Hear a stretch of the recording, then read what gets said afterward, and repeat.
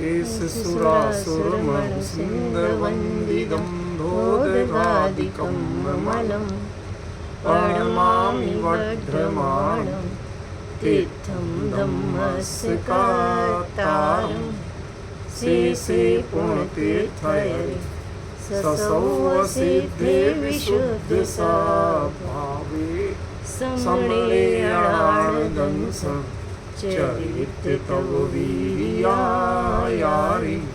ते सौवे समगं पतेगमेव पतेगं वन्दामि अवर्तन्ते अर्हन्ते मानुषे खेते किच्चारिहन्ताणं सिद्धाणं तरणमो गणहराणम् अध्यावैवगाणं साहूलं चैव सौवेसिं तेसिं विशुद्धदंसं प्राणपहाडासमं समासेत्य उपसंपयामि सम्मं जतो निर्वाणसम्पत्ति।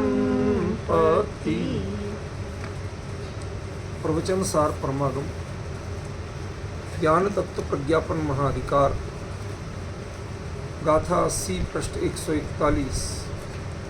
जो जान दिया हंतम दौवत गुणत पज्जया तेहिं सो जान दिया पाण मोहो खलु जादितश्लयम्।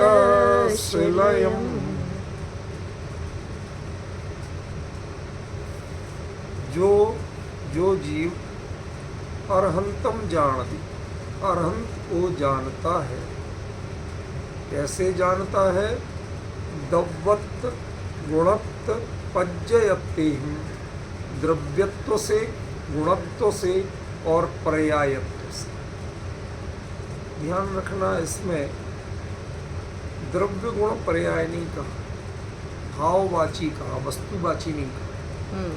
तो द्रव्यत्व से, गुणत्व से और पर्यायत्व से जो अरहंत को जानता है सो अपाणम जानाति, वह अपने को भी जान लेता है। और कैसे जान लेता है? ऐसे जानता है कि खलु वास्तव में तस्य मोहम लयम जादी, उसका मोह लय को प्राप्त हो जाता है, विनाश को प्राप्त। शब्दार्थ तो हो गया और एक आध बार हो जाएगा, उसमें कोई बड़ी बात नहीं है। जरूरत है हमें तारतम्य बिठाने। पिछली गाथा में कहीं अनंत थे, क्या बात आ रही थी? पिछली गाथा में क्या बात थी? पढ़ो पढ़ो पढ़ो, कभी कष्ट तो करना पड़ेगा। ग्रंथ सामने रखने का मतलब क्या? खाली देखने के लिए थोड़ी रखने। क्या थी पिछली गाथा में बात? पाप के आरंभ को छोड़कर और शुभ में, शुभ की चर्या में समुदित खड़ा होकर, बिल्कुल तत्पर होकर इतना कर लिया, फिर भी यदि उसके मोहादि छूटते नहीं हैं तो वह शुद्धात्मा को प्राप्त नहीं होता। जिसमें अरहंत कहीं है ही नहीं, है कहीं। और यहाँ क्या से शुरू हो रही? अरहंत से। जो अरहंत को जानता है। समझ में नहीं आ रहा, आप कौन बात कहाँ से कहाँ जोड़ते हैं, समझ नहीं। आचार्य देव उससे पिछली गाथा में राग द्वेष तक, अब मोहादि पे आ गए, ठीक है ना।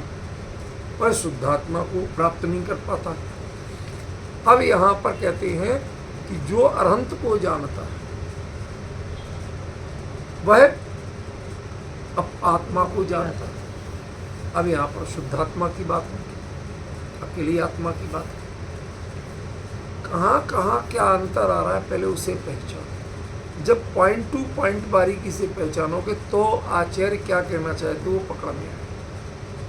हमारी कमी यही है कि हम जो गाथा आती, जो शब्द आते, उनके अपनी जो भावपूर्ण चर्चा होती करते जाते। जी आचार्य आपके लिए पूरे भावों की उत्तेजना पैदा करने के लिए कुछ नहीं बोल रहे, वो एक कॉन्सेप्ट दे रहे हैं। वो कॉन्सेप्ट क्या आपको पकड़ में आ रहा है, समझ में आ रहा है तो बात करो, और नहीं आ रहा है तो बेकार है, फिर सारी चर्चा बेकार है। समझे? तो उस गाथा में रागद्वेष की बात थी, पिछली गाथा में मोहादि की बात थी, शुद्ध आत्मा को प्राप्त करने की बात थी, है? पाप के आरंभ को छोड़कर शुभचर्या में रहने से कोई फायदा नहीं यदि मोहादि विद्यमान है। तो ये जो बातें बदल रही हैं, जो जो पॉइंट बदल रहे हैं, और इस गाथा की शुरुआत ही जो अनंत को जानता है। अच्छा एक बात बताओ, आत्मा को जानना और शुद्धात्मा को प्राप्त करना, इन दोनों में क्या अंतर है? पहले देखो, आप यदि टेक्निकली छोटी छोटी बातों का विचार नहीं करेंगे, आचार्य ने सोच समझ के एक एक चीज प्रयोग की, एक एक शब्द प्रयोग किया, और हम लोग आज 90% लोग, 100% तो नहीं कह रहा हूँ, 90% लोग जब इस गाथा की चर्चा करते हैं, जो अरहंत को द्रव्य गुण पर्याय से जानता है, देख लो नीचे, जो जानतो अरहंत ने द्रव्य गुण द्रव्य ने पर्याय, वो पढ़े अंत में लगा दिया, वरना द्रव्य गुण पर्याय, यही बात करते हैं। और ठेठ हिंदी में बोलेंगे तो जो अरहंत को द्रव्य गुण पर्याय से जानता, द्रव्य गुण पर्याय वस्तुवाची, और द्रव्यपना गुणपना पर्यायपना ये भाववाची। समझ रहे? जब आचार्य भाववाची की बात करना चाहते हैं, आप वस्तुवाची पे अर्थ लगाओगे तो दोनों बातें मैच कहाँ करेंगे? अरे आचार्य क्या कहना चाहते हैं आप पकड़ोगे कहाँ से, जब आपकी वेवलेंथ ही वही नहीं जा रही। पॉइंट समझे? कमी पकड़ में आई। और फिर यहाँ पर अरहंत को जानने से, पिछली गाथा के अंत में बात क्या थी?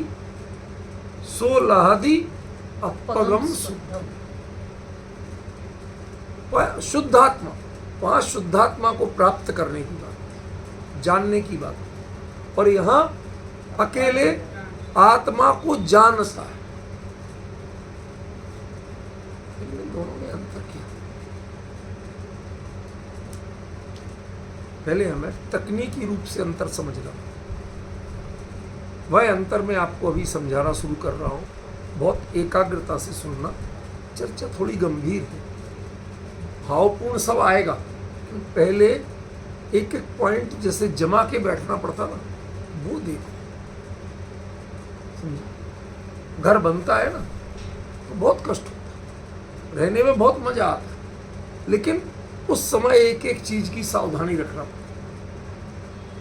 यदि उस समय के कष्ट नहीं सहे, सावधानी नहीं रखी, तो बाद में रहने का मजा भी नहीं, सो समस्याएं होती। आचार्य क्या कहना चाहते हैं, उसके यदि उनके भावों का आनंद लेना है और सही अर्थ समझना है, तो पहले आपको टू द पॉइंट एक एक चीज को समझना। कई चीजें मैंने बदल बदल के खोल बदली नहीं है, आचार्य ने बदली, मैं तो खोल रहा हूं।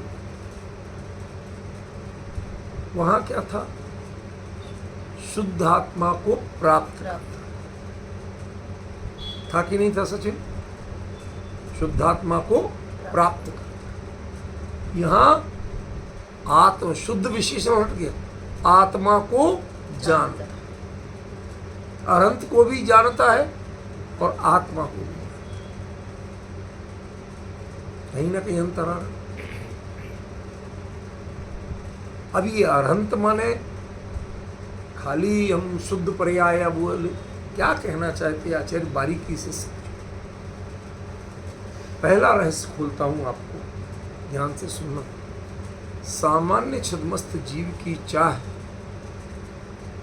चारित्र की शुद्धता होती है, कैवल्य की प्राप्ति नहीं। ऐसा बुरा मत मानना, सही बात है। प्रवचन सार इस मर्म को खोलता है।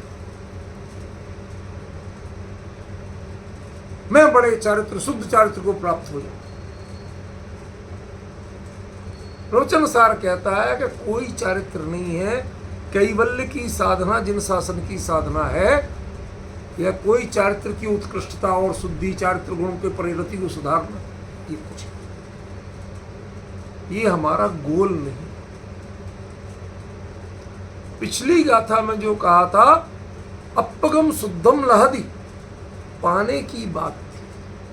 हमारी एक चाह है, प्राप्ति करना, वो हमारी डिजायर है। और जब भी हमारी इच्छा बाकी है तो इच्छा किससे प्रेरित होती है? किसका रूप है? राग का रूप है कि साधना है? नहीं, राग का। पॉइंट समझ। जड़ा न चाहदी यदि मोहादि न लहादि स्वपगम शुद्धम। तुम शुद्धात्मा को प्राप्त नहीं करोगे। इसका मतलब क्या था? ये पिछली गाथा से लिंक है रूपल बहन, ध्यान देना। इसका मतलब क्या था कि तुम शुद्धात्मा को पाना चाहते। समझ रहे हैं? आत्मा को नहीं पाना चाहते। शुद्ध आत्मा में तुम्हारा कोई भरोसा नहीं, तुम्हें शुद्धात्मा चाहिए। तुम्हें डिग्री में भरोसा नहीं है, तुम्हें गोल्ड मेडल चाहिए। क्यों? मंच पे फोटो उसकी खींचती है। इसका मतलब तुम्हारा लक्ष्य शिक्षा नहीं है, तुम्हारा लक्ष्य सम्मान है।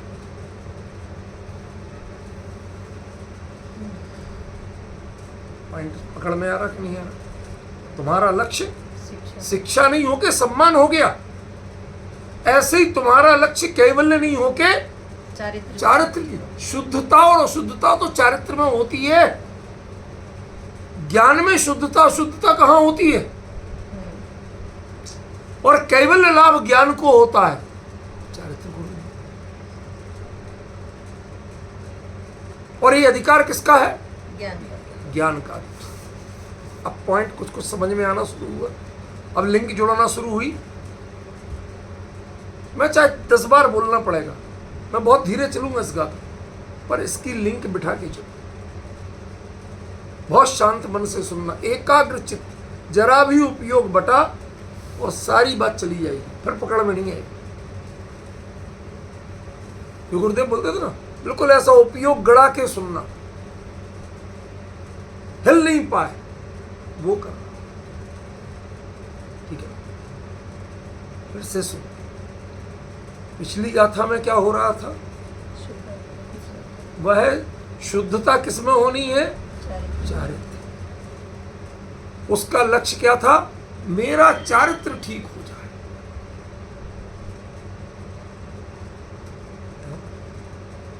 कहते तुम्हें जो ये शुद्धता की चाह है, ये शुद्धता की चाह में जो तुम शुभचर्या कर रहे हो, समझ गए? ये दोनों, शुद्धता की चाह और शुभचर्या में रमणता, ये दोनों मोह की निशानी है।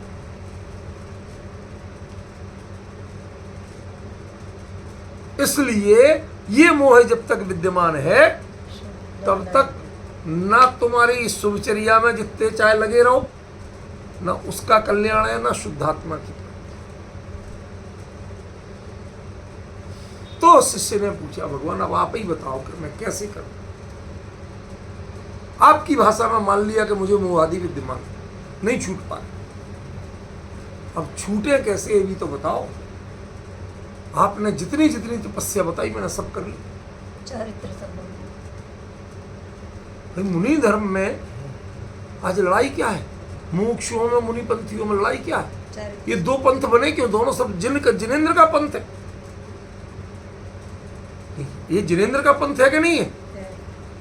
और जिनेंद्र के पंथ में मुनि भी आती है। तो ये मुमुक्षुओं का पंथ और मुनियों का पंथ, ये दो हो क्यों गए? क्यों?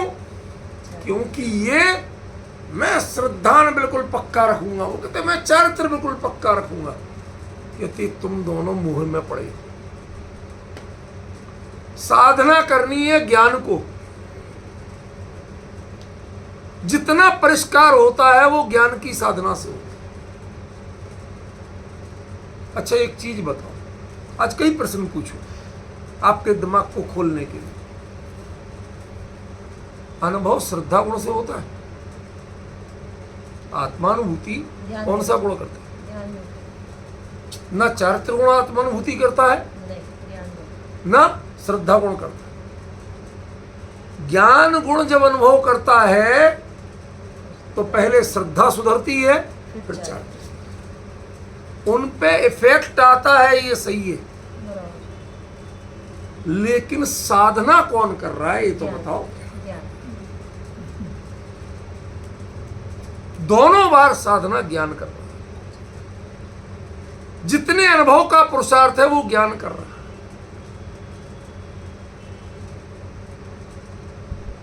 पॉइंट समझ रहे हो आप? श्रद्धा तो सब में होती है। वो ठीक होते हैं क्योंकि बिगड़े थे ना, ये बिगड़ा ही नहीं था। बराबर। जो सही होगा वो सही काम कर पाएगा, जो बिगड़ा होगा वो सही काम कैसे करेगा?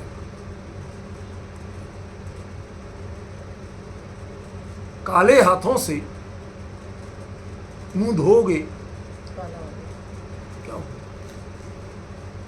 जितना चाहे पानी डाल दो काले ही हो, बुरा तो होने से रहा। जिसका स्वरूप में, जिसकी परिणति में फिलहाल सही लेकिन विकार है, जिसमें विकृत होने की पात्रता विद्यमान है, उसको ये लोग जो पहले सूतक पातक मानते, क्या चक्कर? कुछ नहीं है, ये सूतक पातक कोई धर्म वर्म नहीं है। इसके पीछे एक सिंपल मनोविज्ञान को लिया उन्होंने कि इसके घर में या तो बहुत खुशी का प्रसंग है या बहुत दुख का प्रसंग है, उससे इसका चित्त एब नॉर्मल हो सकता है। और जब एब नॉर्मलिटी में कोई काम करेगा तो गड़बड़ी होगी। इसलिए भाई उतने समय तक तू रिलैक्स हो, जब तेरा चित्त शांत हो जाए फिर आना भगवान के पास, आराम से करना पूजा पाठ। कौन लोग समझ गए? अभी तुम भावुकता में कुछ ना कुछ गड़बड़ कर सकते। जब तेरा विवेक पूरा काम करने लगे सो आ जाना। सूतक में शरीर में कोई अशुद्धि पैदा होती है भाई? हमें जब तक अस्थि विसर्जन नहीं हुआ किसी के, वहां तक तो हम चलो फिर भी मान लें। अब जब कुछ छूने ही नहीं, नहा धो लिए, सब कर लिए, इससे ज्यादा शुद्ध तो ये शरीर होता नहीं। नहाने धोने से ज्यादा शुद्धि इसमें कुछ नहीं आती। धुले कपड़े पहन लो और नहा लो, इसके बाद भी यदि ये शुद्धि है तो इससे शुद्धि से होना नहीं। तो फिर बैलेंस किसको करना था? कहते भाई साहब ये सब बातें बाहर की बेकार की हैं, असली तो उपयोग को स्थिर होना चाहिए। वो अस्थिर है, इसलिए हमने तुम्हें, जब तक वो स्थिर नहीं होता तब तक तुम्हें सूतक पातक बता दिया। उसका और कोई साइंस नहीं है, कोई आज तक सिद्ध नहीं कर सका। समझ गया? लोग बाग तो ऐसे भी निकले महापुरुष कि वो कहते जो सूतक पातक नहीं माने वो मिथ्या दृष्टि। किसके हुए लोग हैं? क्लियर कह रहा हूं, सोच समझ के कह रहा हूं, वैसे नहीं। क्यों भाई? एक बात बताओ, कई लोगों के घर में भलाई बुराई होती है, उनके यहां कोई मरे या जिए उन्हें फर्क ही नहीं पड़ता। भाई भाई में लड़ाई हो, ध्यान रखना।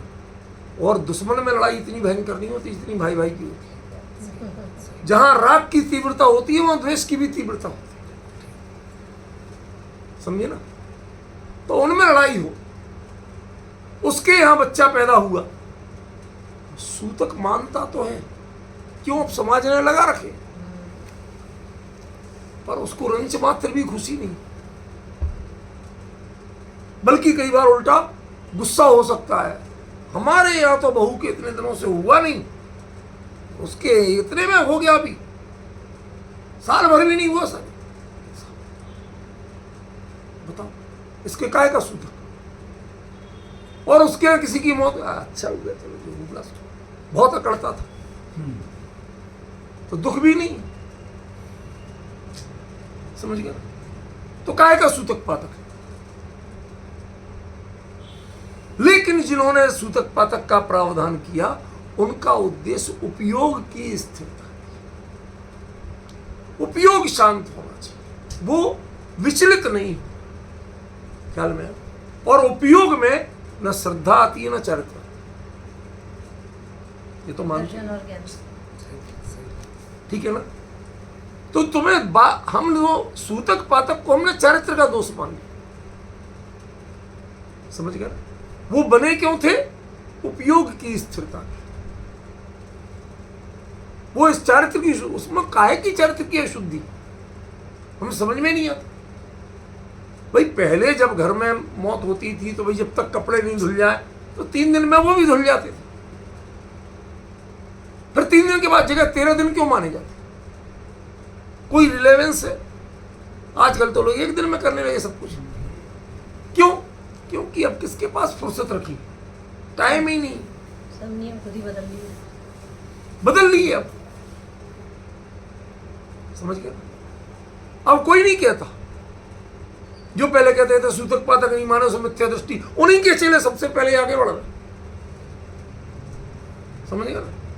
उठावनी तेरे भी सब साथ कर लो, आगे कोई रुकने को तैयार नहीं, मानने को तैयार, बात करने को तैयार नहीं, समझ गया। अरे बाप मरे और जो तीसरे चौथे दिन शादी होने लगी, क्यों? उपयोग विचलित ही नहीं हो रहा, परवाह है किसको? कहावतें चलती हैं, आज मरे कल तीसरा दिन, बाबूजी। तो इसका मतलब सूतक पातक थे क्यों?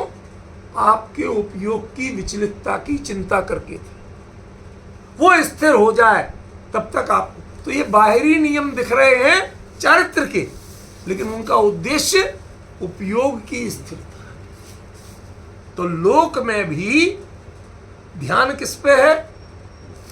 दिखता नियम दिखते चारित्र के हैं, लेकिन उद्देश्य उपयोग की स्थिरता।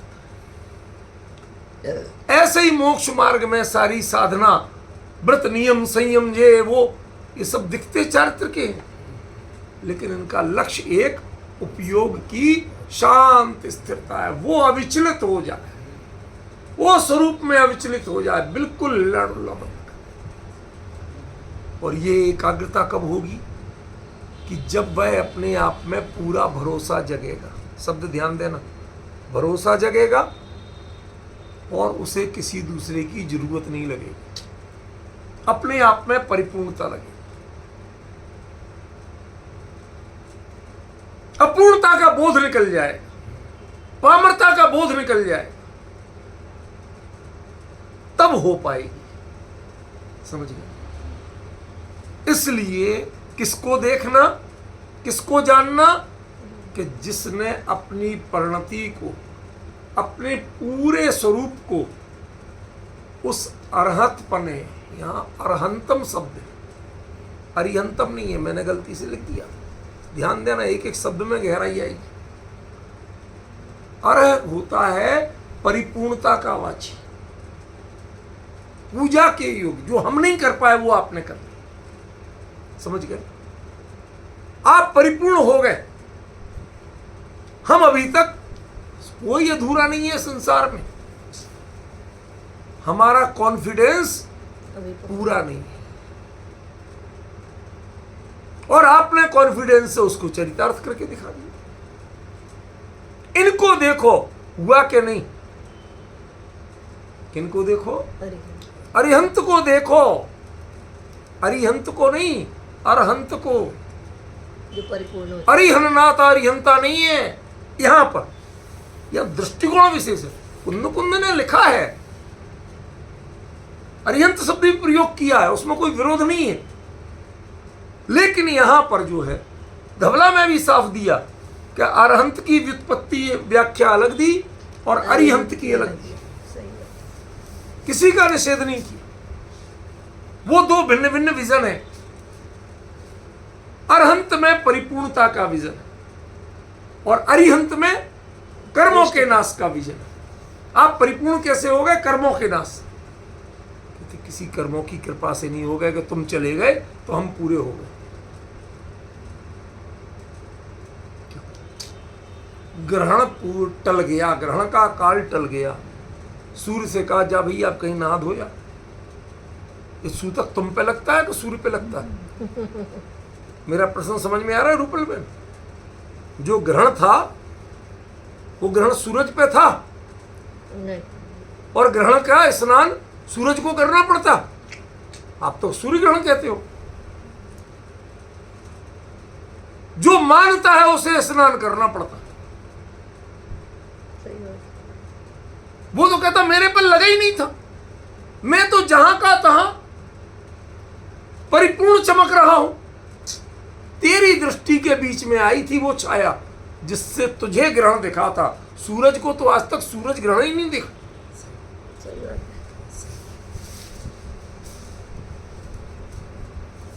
ख्याल में आ रही बात के लिए? तो ये जो तुम्हें ग्रहण अपनी दृष्टि में दिखते हैं, कहते उसी समय परिपूर्ण को देखने की आदत डालो। तुमने आज तक अपने आप को अपूर्ण देखा, कभी परिपूर्ण नहीं हो सकता। देखो तो परिपूर्ण को देखो, अपूर्ण को क्या देखना। समझ में? हमारे यहां जो कहा जाता है कई बार कि उजले पाख में कोई मंगल कार्य करना, कृष्ण पक्ष में नहीं करना। शुक्ल पक्ष कृष्ण पक्ष बोलते ना, जानते हो क्यों बोलते? आपको कुछ पता नहीं। ये कृष्ण पक्ष कुछ नहीं रोकता है। आपके आदेश जहां तीर्थंकरों के अधिकांश कल्याण कृष्ण पक्ष बोलते। आदिनाथ भगवान की तो शुरुआत ही जिंदगी थी, उनके तो पांचों के पांचों कृष्ण पक्ष।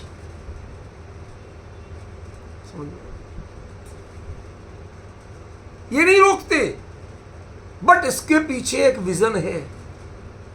आप वृद्धिंगत होना चाहते हैं कि हीयमान होना चाहते हैं? वर्धमान या हीयमान?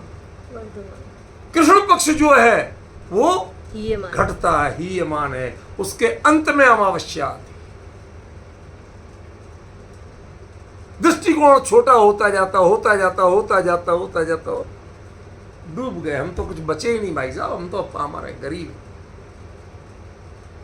समझ ये जो जितना आपका अन्य अनुयोग है, 3 अनुयोग हैं, वो सारे कृष्ण पक्ष। वो निरंतर आपको एहसास कराते तुम पामर हो, तुम दुखी हो, तुम संसारी हो, तुम ऐसे हो, तुम वैसे, तुम्हारा आचरण ठीक नहीं, तुम्हारा ये ठीक नहीं हो, तुम्हारा वो सब बताते। तुम किन किन गतियों में भटके हो, क्या क्या दुर्दशा भोगी है तुमने, यही बताते।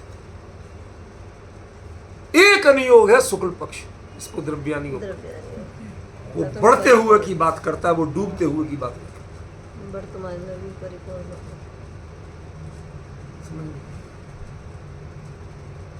इसलिए यहां पर पूर्णमासी के चांद की बात की है, दूसरे की। अब समझ में आया? लोक में जो शुक्ल पक्ष को अच्छा कहते, उसके मतलब आपका विजन क्या हो? बढ़ने वाला विजन हो, वर्धमान हो, हीयमान नहीं। मन में छोटी बात मत आने देना, मन को सिकुचने मत देना। ये नुकसान हो गया तो हो गया, उससे क्या हो गया, क्या विकल्प करना है इसका? लेके कितना आए थे, उससे भी घट गया क्या? नहीं, बताओ ना, कितना लेके आए थे, उससे घटा नहीं। नंगे पुंगे आए थे,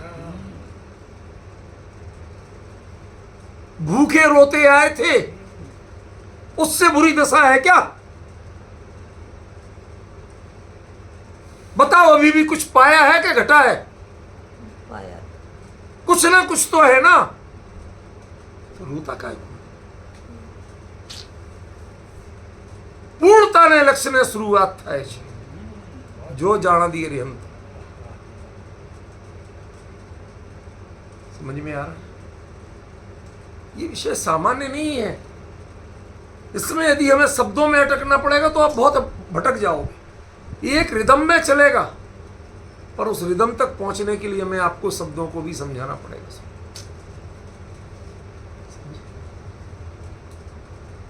लोक में जो बातें चलती हैं, मैं किसी को मूर्ख मानने को तैयार नहीं। उनके सबके कुछ लॉजिक होते हैं, कुछ आधार होते हैं, कुछ कारण होते हैं। समझ में आया?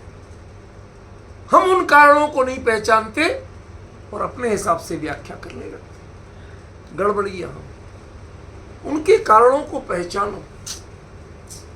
जैसे संसार में कोई पापी नहीं है, परिस्थितियों में अपने आप को पामर मान के पापी हो, स्वरूप का बोध होते ही सारे पाप उतर जाते हैं। समझ गए? वरना शेर के खून से रंगे हुए दांत और हाथ वाला सम्यक दृष्टि हो सकता था? नहीं हो सकता। हिरण के खून से रंगे हुए दांत और हाथ वाला सम्यक दृष्टि हो सकता था? नहीं हो सकता। वो कुल्ला करने नहीं गया था, मुंह धोने नहीं गया था, हाथ धोने नहीं गया था। उसी मुद्रा में से हिरण भी सामने मरा पड़ा था।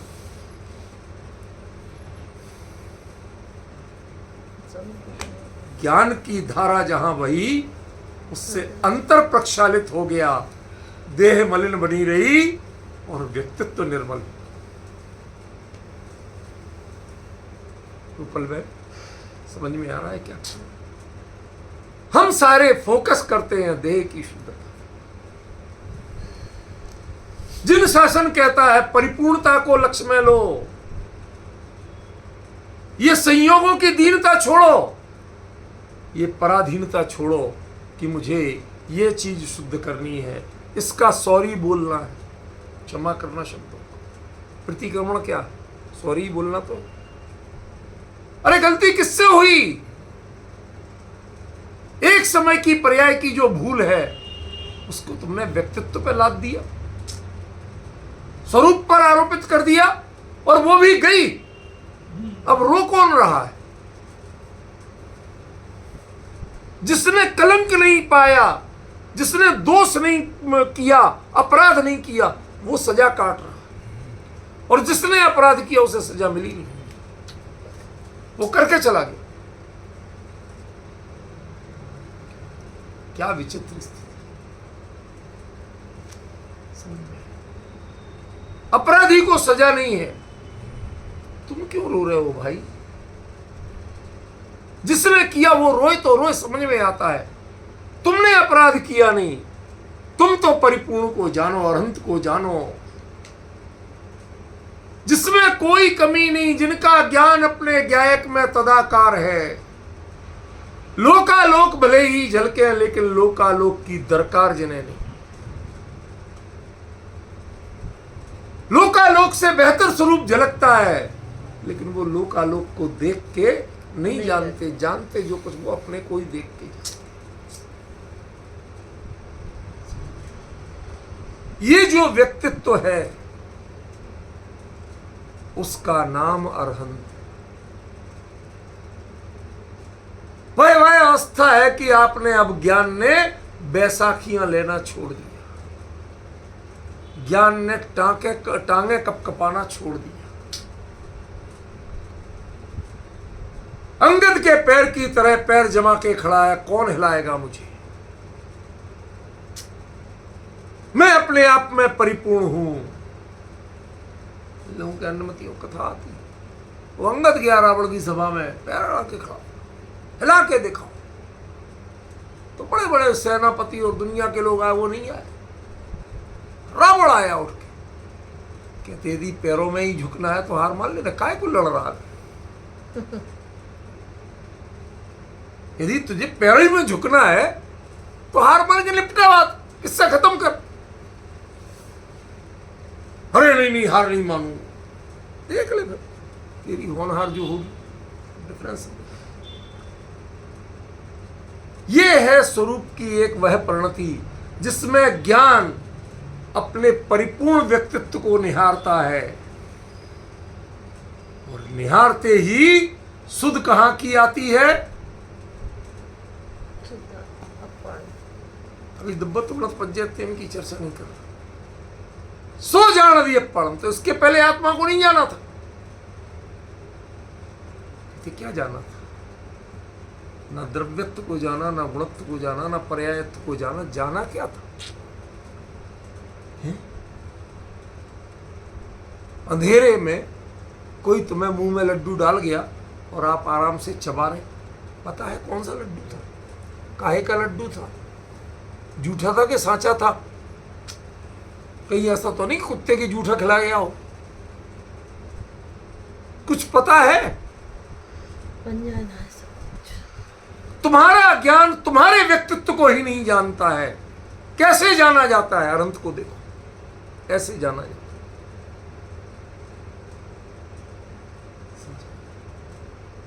उनके पर्याय को मत झांकना, पर्याय पणे को झांकना। गुण में मत देखना उलझना, गुण पने को उलझ देखना। द्रव्य में घुसने की कोशिश मत करना, उनके द्रव्यत्व में।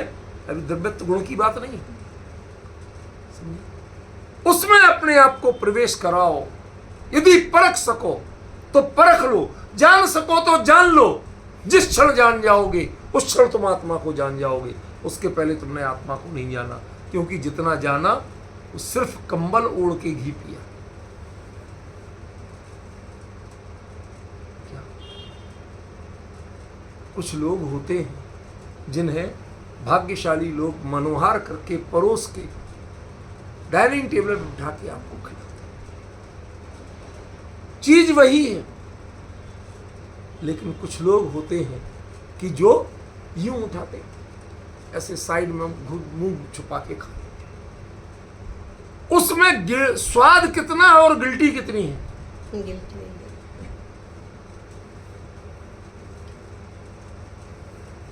टेस्ट तक नहीं ले पाते।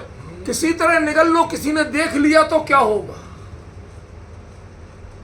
उपयोग तो डर पर। सच बताइए, वह भय, आतंक और पीड़ा को भोगता है कि उस लड्डू के स्वाद को भोगता है? नहीं भाई को।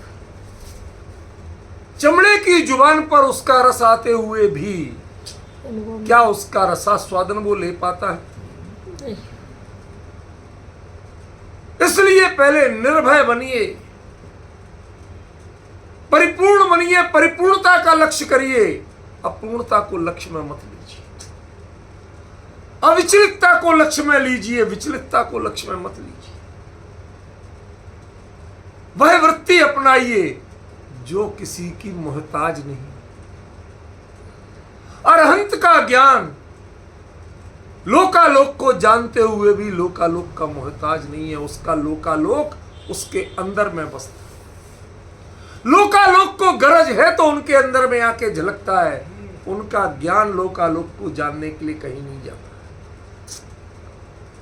जानते सब कुछ है, जैसा है वस्तु का स्वरूप उससे भी क्लियर जानते हैं, लेकिन किसी को जानने के लिए नहीं।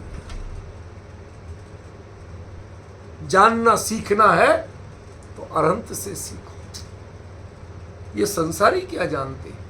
किताबें पढ़ पढ़ के, पोथी पढ़ पढ़ के, लाइटें जला जला के, क्यों लाउड स्पीकर बंद करा करा के, क्या जानते हो आप? ये बताओ मुझे।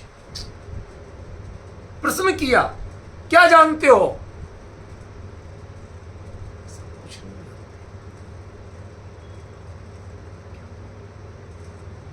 कंबल ओढ़ के जो लड्डू खिला गए, पता ही नहीं था काय का।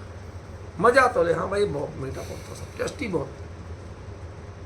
फिर बता दिया कि भाई साहब वो तो ऐसा था।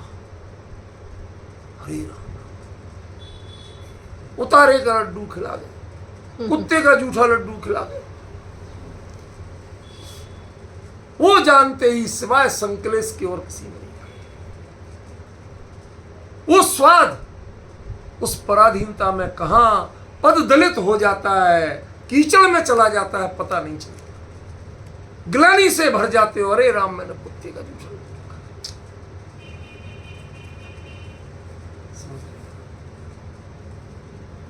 सच बताओ, जिसने कुत्ते का जूठा लड्डू खाया भी, उसे स्वाद किसका आया था? लड्डू का कि कुत्ते का? माना तो उसने लड्डू को। आप जो शुद्धि, वो लड्डू का स्वाद आते हुए भी एक कान में कीड़ा घुसा दिया कि ये कुत्ते का जूठा था, मटकी में कुत्ता मुंह मार गया था, कोई जरूरी नहीं नीचे के उस लड्डू तक भी पहुंचा, समझ गए? लेकिन मन ग्लानि से भर गया। तुम्हें जो स्वाद आ रहा है उस स्वाद में तुम मग्न नहीं हो, उसका परिचय जैसा दिया जा रहा है उसमें तुम मग्न। 3 चीजें याद रखना। एक पराधीनता, छद्मस्त के ज्ञान में पराधीन, कभी साधनों की कभी गेय पदार्थों की पराधीनता। दूसरा आत्मविश्वास 0, जितना उघाड़ हो जाएगा जान ले, नहीं है उघाड़ भाई साहब, हमें तो उघाड़ ही नहीं है। एक ऐसे आचार्य जिनके जरा सा भी एक अक्षर याद नहीं रहता था, उनके लिए वो केवल ज्ञानी हो गए, उनके लिए जनागम में स्थान मिल गया, नाम मिल गया। बड़े बड़े पढ़े लिखों का नाम नहीं आया उसमें। समंत भद्र जैसे आचार्य जो कहते थे वादार्थी विश्राम्यम नरपते, मैं वाग्मी हूं, कवि हूं, ये हूं, वो हूं, सब कुछ हूं, उनको मेरा नाम नहीं लिया। ऐसे बहुत 30 बार का हूं। लेकिन जिन्हें एक अक्षर याद नहीं रहता था, शरीर भिन्न आत्मा में, इतना याद नहीं। गुरु जी रटा रटा के हैरान हो गए, लेकिन ये भी रटे रटे रटे नहीं हुआ। लेकिन जिस क्षण अपने स्वरूप के ये क्षयोपसमिक ज्ञान, कर्म के क्षयोपसम, इसकी पराधीनता जब तक मानी, इसकी मजबूरी जब तक मानी, तब तक अज्ञानी रहे। ज्ञान की परिणति वही थी। जिस क्षण अपनी परिपूर्णता स्वीकार कर ली, तत्काल केवल ज्ञानी प्रोच, केवल ज्ञानी। अब कोई रोकने वाला नहीं था। कहां एक पंक्ति याद नहीं रहती थी, 2 शब्द याद नहीं रहते थे, वो केवल ज्ञानी हो गए। कहते केवल ज्ञान का तरीका, केवल ज्ञानी होने का मार्ग वह रट रट के पैदा नहीं होता है, कर्मों के क्षयोपसम से नहीं। पढ़ाया गया आपको ज्ञान दर्शनावरण अंतराय क्षयाच्च केवलम, भ्रम है आपको, गलत पढ़ाया। तत्व सूत्र में लिख रहे मोह क्षयात ज्ञान दर्शनावरण अंतराय क्षयाच्च केवलम। भाई साहब, यदि इनकी गुलामी, इनके जोर के कारण केवल नहीं हो रहा था, तो ये कर्म तो अब भी विद्यमान है संसार में, प्रकृतियां तो अब भी विद्यमान है, परमाणु तो अब भी विद्यमान है, निषेक तो अब भी विद्यमान है। हुआ कैसे? यदि उनका जोर चलता था तो हुआ कैसे केवल? इसका मतलब है ये कुछ नहीं थे, ये आपको गलत फीडिंग दी गई है, गलत पाठ पढ़ाया गया। जो ये डरते हैं कि जब तक मोह का क्षय नहीं होगा, जब तक ज्ञानवर्ण दर्शनवर्ण और अंतराय का क्षय नहीं होगा, तब तक केवल नहीं होगा। बाबूजी सीधे बैठो, ये सब नहीं चलेगा।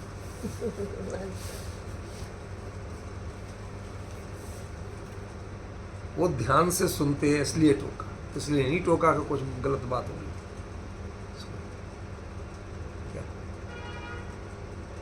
क्या कहा? मोह इन 4 घातीय कर्मों के अभाव से केवल नहीं होता है।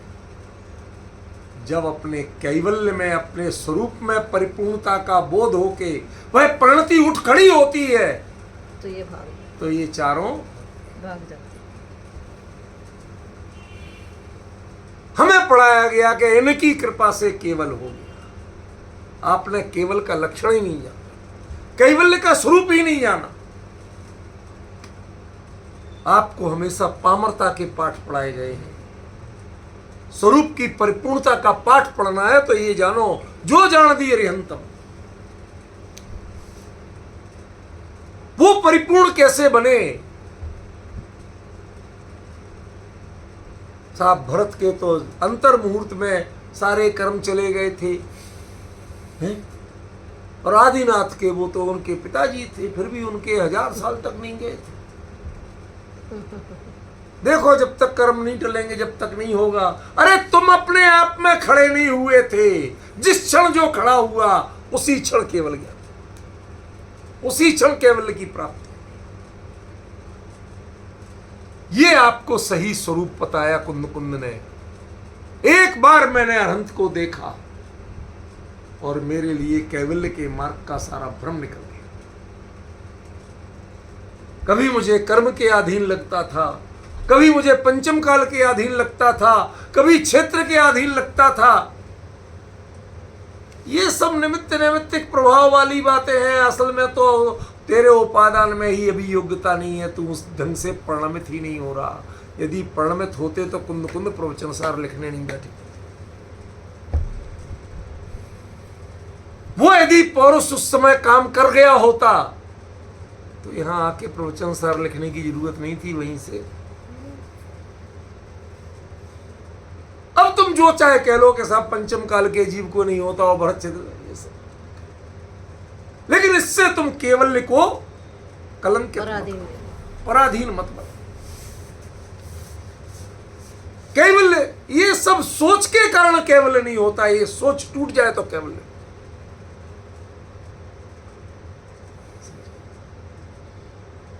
ना साधनों की जरूरत है, ना साधना की जरूरत है। थोड़ी हिम्मत हो तो सुनो। ना साधनों की जरूरत है, ना साधना की जरूरत है। जो बना बनाया भगवान है उसको किसकी जरूरत है? दृढ़ता की जरूरत है बस। गुरुदेव कई बार गाते थे, सबके पल्ले लाल लाल बिना कोई नहीं, जाते भयो कंगाल गांठ खोल देखी नहीं, गांठ खोल देखी जाते भयो कंगाल। ज्ञायक भगवान आत्मा उतना ही परिपूर्ण तत्व है जो निगोद में सोई मुझ में सोई मोख बाजार निश्चय। अब ये निश्चय व्यवहार ने सारी गड़बड़ी कर दी। क्यों? क्योंकि हमने विवक्षाओं में देखा निश्चय से नहीं है, निश्चय से नहीं है, भेद व्यवहार से भेद है, भेद है ही नहीं।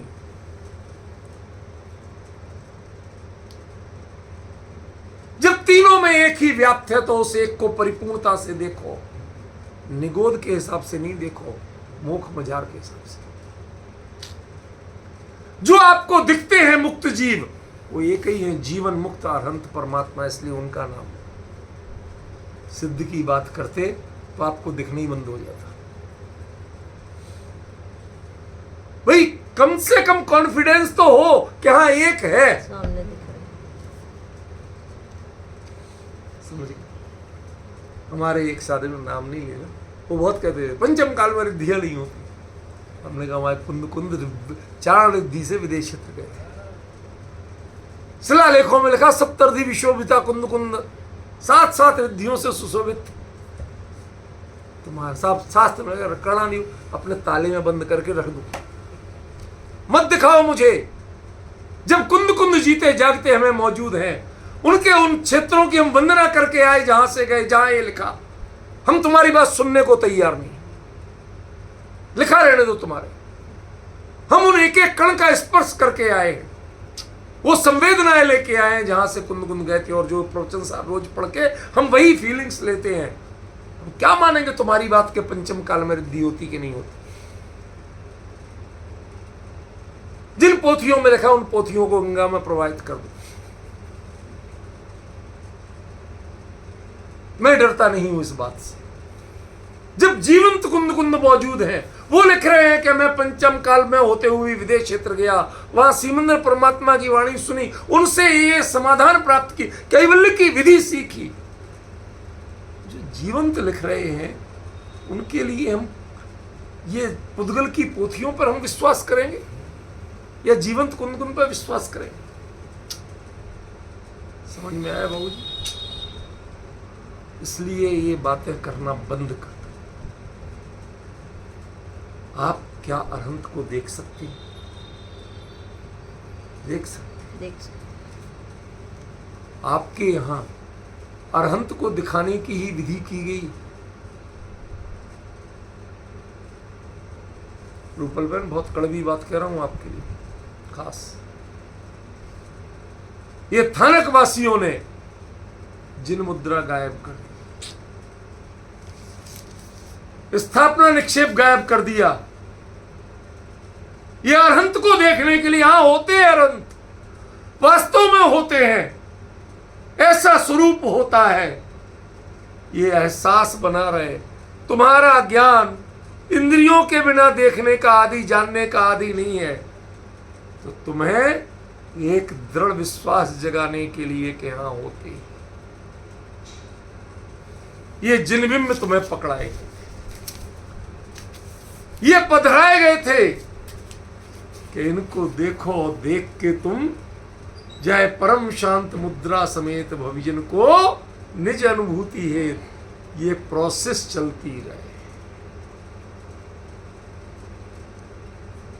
समस्या क्या है?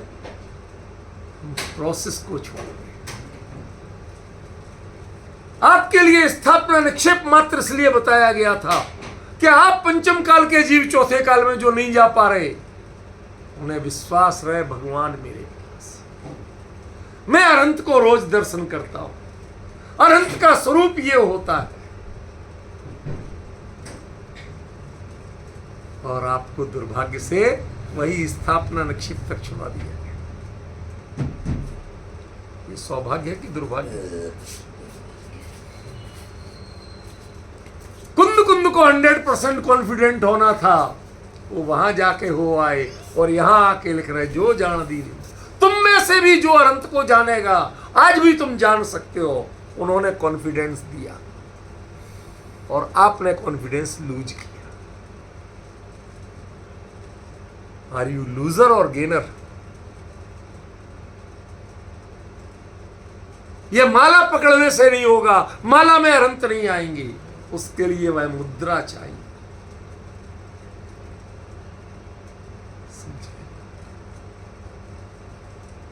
देखना मंदिर जाके भले ही, लेकिन अरहंत को देखना, प्रतिमा को मत देखना। बराबर। 4 घातिया कर्मों के अभाव हुए वो उन अरहंत को मत देखना। माफ करना, आपको अरहंत नहीं दिखेंगे। वो बिंब चाहे पाषाण के हो, चाहे धातु के हो, चाहे सोने के हो, चाहे हीरे के हो, चाहे मोती को किसके हो, कोई मैटर नहीं। सबसे बड़ा मैटर क्या है? अरहंत देखना, प्रतिमा मत देखना। जब तक आपको प्रतिमा का विकल्प है, देखिए क्या गजब विधि है, प्रक्षाल करते। क्यों? ताकि जैसे अरहंत समोसरण में विराजमान है, वैसे ही निर्दोष रहें। कहीं कोई एक ऐसा विकल्प नहीं, आपको ये जिन बिंब है ऐसा सोचने का मौका नहीं मिल जाए। पूजा करोगे कैसे? जब अरहंत ही नहीं दिख रहे तो पूजा कैसे करोगे? बिल्कुल निर्दोष समोसरण जैसे दिखे, एक कण भी ना दिख जाए, ऐसा निर्मल स्वरूप करो। अपने अरे जिन बिंबों का प्रक्षाल बहुत किया, एक बार अपनी दृष्टि को प्रक्षाल करो।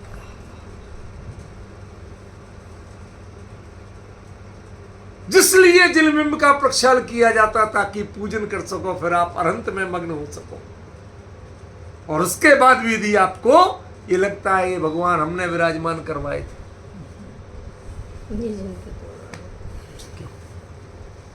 बड़ा भारी दिमाग में वायरस घुसाया जा रहा है। भगवान हमने विराजमान, तुम भगवान को विराजमान करने वाले होते कौन हो भाई? ये छोटे मोटे जो कोई द्रव्य दे दिया, ये तेरे द्रव्य का सदुपयोग हो गया भाई। सौभाग्य मना, अकड़ मत।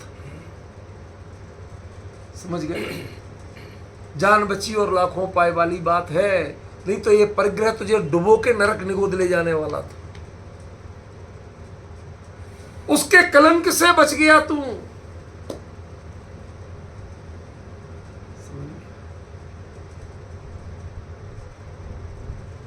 एक बच्चा अकड़ गया, दादू मैं नहीं जानूंगा, मैं नहीं जानूंगा, और फैल गया। जब तक उसे मनाता पहुंचा, फ्लाइट छूट गई। लौट के आया बड़बड़ाता, अरे कैसा लगा, इतनी जिद की, इतना रोया, फ्लाइट और छूट गई इसके चक्कर, वो फ्लाइट क्रैश हो गई। बेटा तूने बचा लिया। तुम्हारी समस्या समझ में नहीं आती, तुम कहना क्या चाहते हो?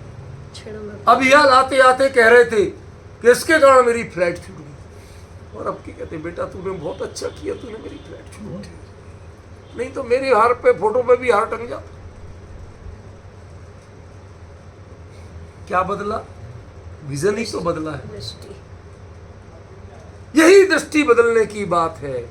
आप अरहंत को जानना, अरहंत को देखना, प्रतिमा को मत देखना, आकार को मत देखना, धातु पाषाण को मत देखना, किसने विराजमान किए ये मत देखना, अरहंत को देखना। आप तो अभी भी वहीं अटके पड़े हो के जरा देखना इसमें सूर्य मंत्र किसने दिया था, बराबर। ये पूज्य है कि नहीं है? हे भगवान, ओ लकीर के फकीर, जिंदगी में कब समझोगे कि मूर्ति में नहीं, मूर्तिमान के दर्शन करने से तुम्हारा कल्याण होगा। बराबर। तुमने आज तक उनको मूर्ति माना, जब तो तुम कह रहे हो कि इसमें कौन सा किसने दिया था मंत्र, किसने नहीं दिया था। अरे वो शुद्धि के समय की एक प्रक्रिया थी। अब तो दर्शन करने मात्र से मूर्तिमान अरहंत तुम्हें दिखना चाहिए। वो अभी भी तुम्हें देखना नहीं आया, तुम्हारा कभी कल्याण होने वाला नहीं। इन्हीं झगड़ों में पड़े रहना कि यहां किसने किया और किसने नहीं किया। तुम जिंदगी में तुम्हें अरहंत के दर्शन नहीं होंगे, स्थापना निक्षेप से भी नहीं।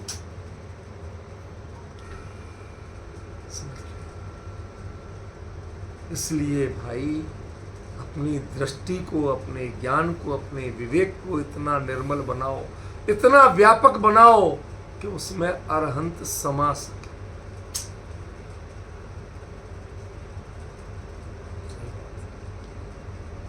जी, आंख कितनी छोटी सी और उसमें पुतली कितनी छोटी, रेटिना कितना छोटा और उसमें से निकलने वाली किरण कितनी छोटी, फिर भी सब कुछ समझ रहे। और इतना बड़ा सूर्य देख लेती है, अनेकों ग्रह नक्षत्र, पूरा खगोल देख लेती है।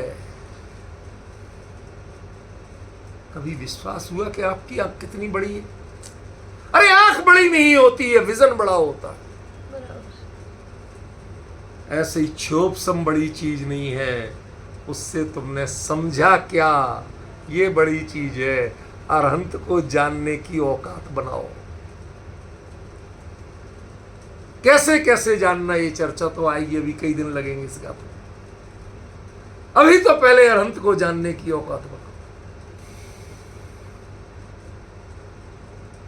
तुम्हें उनमें अरहंतपना दिखता कहां है? किस किस से विभूषित है? 3 छत्र, 64 चमर, भामंडल, सिंहासन सतप्रातिहार मंडता है। माने आदिनाथ की कीमत नहीं थी, सिंहासन सतप्रातिहार था, तो आदिनाथ भगवान आपकी पूजा हो गई। वरना अनंत चतुष्टय से शिशु। क्या विडंबना बनाई हुई है, क्या दृष्टि में विकृति घुसाई हुई है तुमने।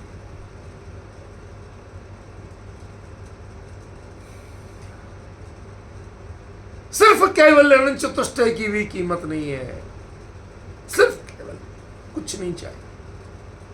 मैं और मेरा गायक दोनों एक दूसरे में तन्मय हैं, बाकी सब क्या क्या हो रहा है मुझे पता नहीं, हमें जानने की जरूरत है।